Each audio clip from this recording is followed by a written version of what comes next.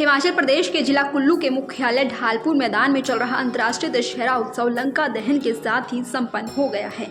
यहाँ पर दशहरा उत्सव में आए सैकड़ों देवी देवता भी वापस अपने देवालय की ओर लौट गए। ऐसे में एक साल के बाद फिर से देवी देवताओं का भव्य मिलन होगा और अब अगले साल के लिए देवी देवता आपस से बिछड़ गए हैं।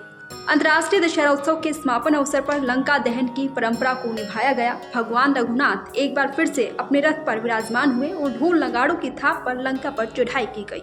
ऐसे में पुरानी परंपरा का निर्वाह करने के बाद भगवान रघुनाथ भी पालकी में सवार होकर अपने देवालय रघुनाथपुर के लिए भी रवाना हुए। इस लंका दहन में 2 दर्जन से ज्यादा देवी देवताओं ने भी हिस्सा लिया। लंका दहन के लिए देवी देवताओं का भगवान रघुनाथ के अस्थायी शिविर में आना 3 बजे ही शुरू हो गया था। उसके बाद देव परंपरा को पूरा किया गया और भगवान रघुनाथ अपने रथ पर सवार हुए। जैसे ही भगवान रघुनाथ लंका दहन के लिए निकले तो पूरा ढालपुर जय श्री राम के नारों से गूंज उठा। शाम करीब 4 बजे लंका दहन के सभी रस्मों को पूरा किया गया और सबसे पहले माता हिडिंबा का रथ ढालपुर मैदान की ओर रवाना हुआ। माता हिडिंबा की लंका दहन में अहम भूमिका रहती है और भगवान रघुनाथ के रथ को खींचने के लिए भी सैकड़ों लोगों की भीड़ उमड़ती है। लंका दहन के साथ साथ जिला कुल्लू के विभिन्न ग्रामीण इलाकों से आए देवी देवताओं ने भी अपने देवालय का रुख किया। ऐसे में ग्रामीण इलाकों में 7 दिनों के बाद फिर से रौनक आएगी, क्योंकि देवी देवताओं के न होने से जिला कुल्लू के मंदिर भी सूने पड़ गए हैं। वहीं अंतिम दिन भी देवी देवताओं ने एक दूसरे के शिविर में जाकर मिलन की प्रक्रिया को पूरा किया और अगले साल फिर मिलने का वादा कर अपने अपने मंदिरों की ओर लौट आए।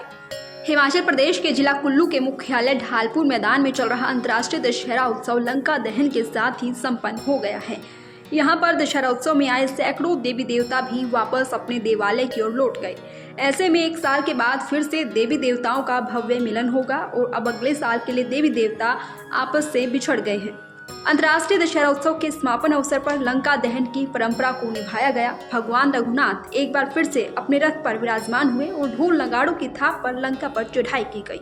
ऐसे में पुरानी परंपरा का निर्वाह करने के बाद भगवान रघुनाथ भी पालकी में सवार होकर अपने देवालय रघुनाथपुर के लिए भी रवाना हुए।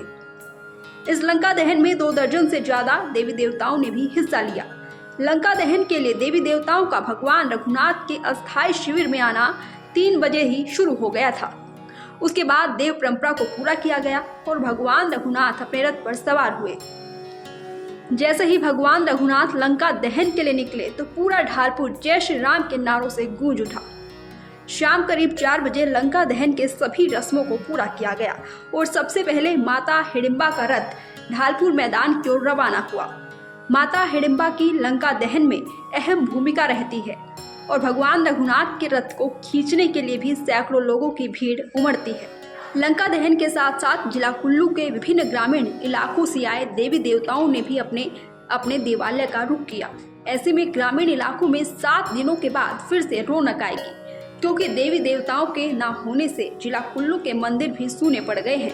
वहीं अंतिम दिन भी देवी देवताओं ने एक दूसरे के शिविर में जाकर मिलन की प्रक्रिया को पूरा किया और अगले साल फिर मिलने का वादा कर अपने अपने मंदिरों की ओर लौट आए। दैनिक सवेरा के लिए कुल्लू से सृष्टि शर्मा की रिपोर्ट। देश दुनिया की हर खबर सबसे पहले देखने के लिए फॉलो करें Dainik Savera TV, YouTube, Facebook, Instagram, X और व्हाट्सएप चैनल पर।